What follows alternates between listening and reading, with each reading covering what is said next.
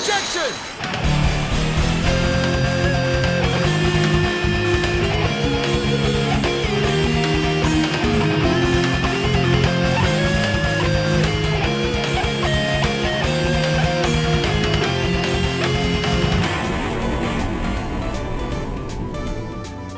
Hello everypony, I'm MasterCode, your ace analyst, and today we'll be taking a look at issue number 73 of the main IDW series, Copycats. So, while doing her rounds at Sweetfeather Sanctuary, Fluttershy steps upon a magic amulet, which imbues her with the traits of any animal she comes into close contact with, which leads to her getting into various shenanigans and minor annoyances all over town. Out of my way, jerk-ass! All the while, her friends are figuring out a way to help her. The plot itself, as you can tell, is pretty basic, but despite its simplicity, the comic was actually pretty entertaining, having some great comedic moments doing a lot with very little. I love the numerous visual gags, watching Fluttershy becoming more animalistic, seeing the Pegasus act like a pig in mud, a slithering snake, or going completely feral, acting like a timber wolf, stalking and attacking her prey.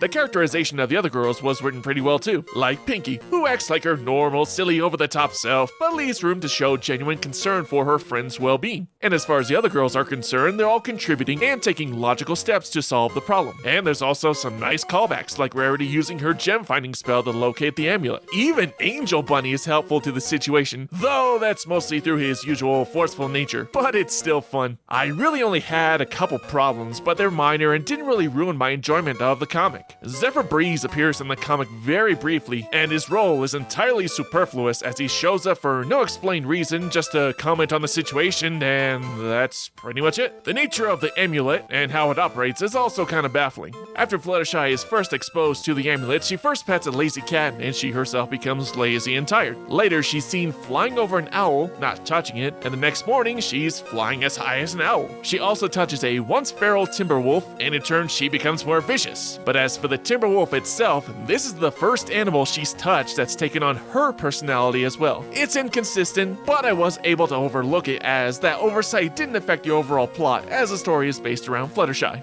The ending is kind of anticlimactic, but still funny from its unexpected nature. Apparently, this was a powerful gem that was created by Star Swirl, and even Twilight herself doesn't even know how to destroy it. So what does Spike do? He eats it!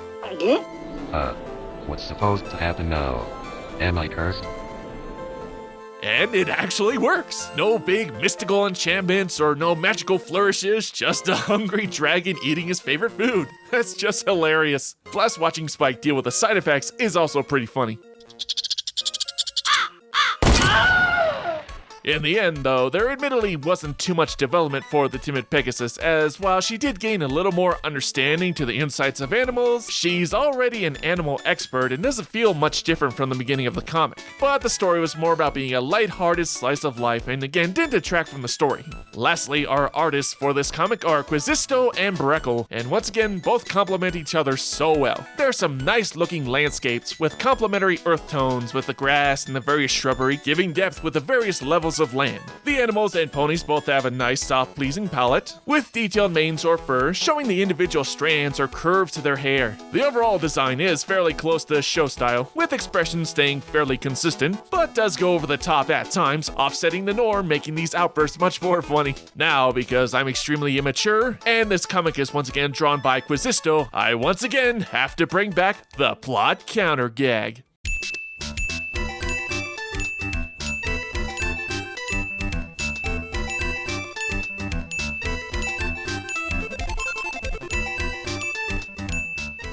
But in all seriousness, this is a good comic. Nothing great with its dialogue and story being fairly basic, but the writers do a lot with very little, utilizing some great visual gags and some good comedic moments in general. The artwork is well done, and the characterization was pretty good too. A simple, enjoyable comic. Well, that's it for today, guys. Until next time, MC out!